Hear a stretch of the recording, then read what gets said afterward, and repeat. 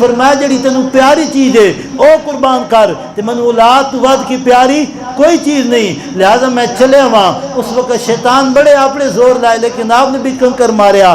آخر جس وقت حضرت ابراہیم علیہ السلام مقام تے پہنچے، آپ نے بیٹے نے لٹایا۔ توجہ کرنا، آپ نے چند وصیتیں کی تھی، بس مکان لگا۔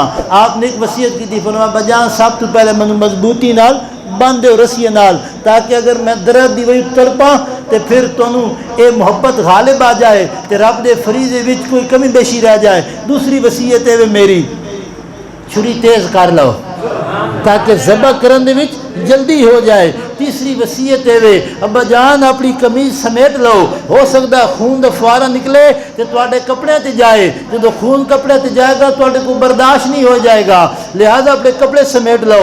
چوتھی نصیحت فرمائی ابا جان میری قمیض میری والدہ کو لے کے جانا، اگر میری یاد آوے تو میری قمیض ویکھ کے اُدی یاد پوری ہو جائے۔ تے پنجویں وصیت آپ فرمائی ابا جان اگر میری عمر دا تانوں کوئی بچہ نظر آوے تے پیار بھی کر لینا تے مینوں یاد بھی کر لینا۔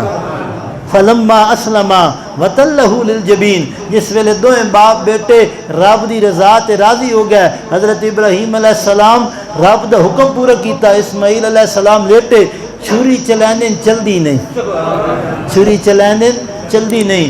آپ ناراض ہوئے، فرمایا چھری کیوں نہیں چلدی؟ جے رب دا حکم ہے تو ہن پورا کر۔ چھری پیا دی مولا زبان دے میں نا گل تک کراں، بس گل اتھی مکا دینا، زبان دے میں نا گل تک کراں۔ رب نے زبان دیتی، چھری پیا دی اے اللہ دے پیارے خلیل اجازت ہوئے تے گل کراں، فرمایا گل کر۔ فرمایا تسی غصہ پکڑ دیو نا میں چلدی کیوں نہ پئی؟ میرا ایک سوال ہے، دسو جس ویلے توان نمرود نے اگ سٹیا اگ ساڑیا یا نہیں؟ اگ ساڑیا یا نہیں؟ فرمایا نہیں۔